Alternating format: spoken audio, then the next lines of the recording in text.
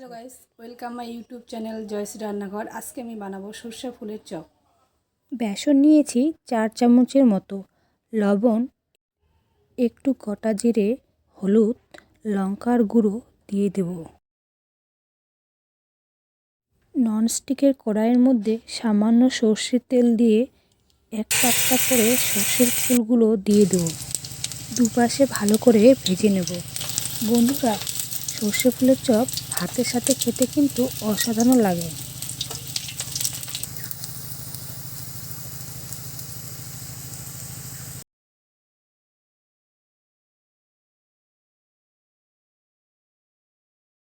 বন্ধুরা, আজকে আমি সর্ষে ফুলের চপ করেছি।